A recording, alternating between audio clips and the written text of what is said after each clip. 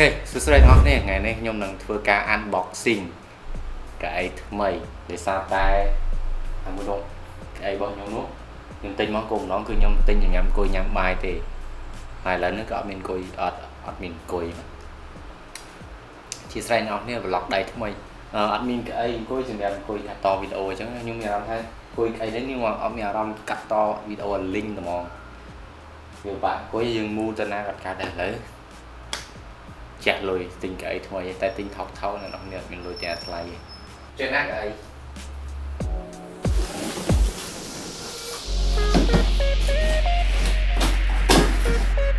នេះជារូបរាងកៅអីវាបន្លែ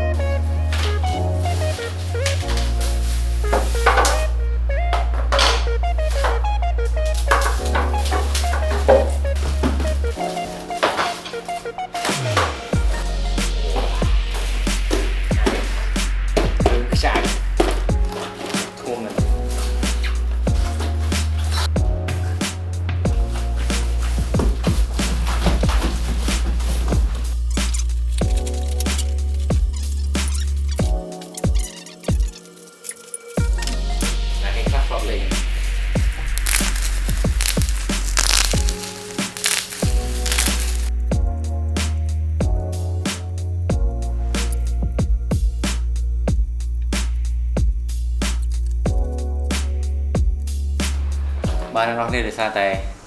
ខ្ញុំមិនដែរឡើងកៅអីប្រភេទចាដល់ពេលអញ្ចឹងហើយវាពិបាកតិច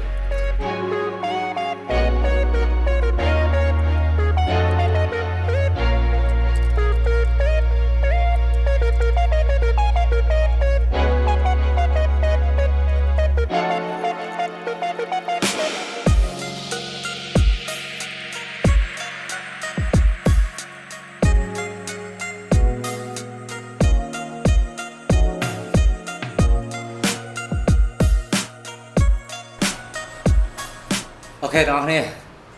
ឡូវនេះខ្ញុំទៅឡើងមកសម្រាប់ហើយនេះ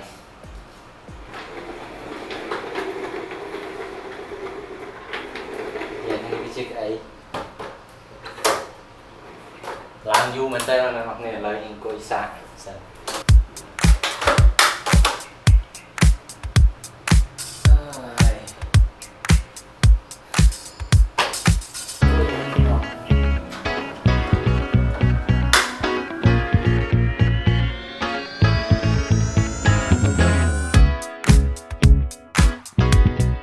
បានអ្នកនរគ្នាអញ្ចឹង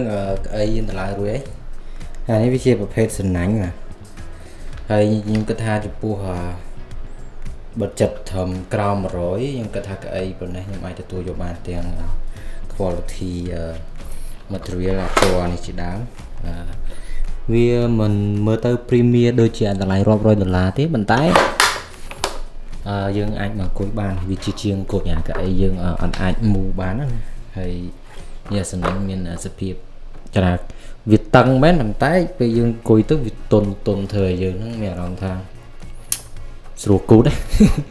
ហើយចំណុចល្អមួយទៀតដែលខ្ញុំជ្រើសរើសយកប្រភេទកៅអីសំណាញ់ហ្នឹងដោយសារតែកុំឲ្យយើងបែកញើសខ្នងអីជាដើមអញ្ចឹងណា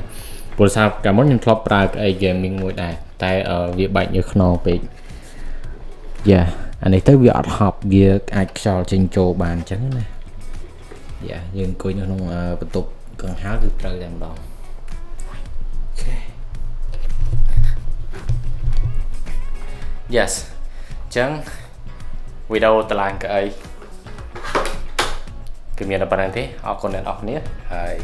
ជួបគ្នានៅវីដេអូក្រោយបាយ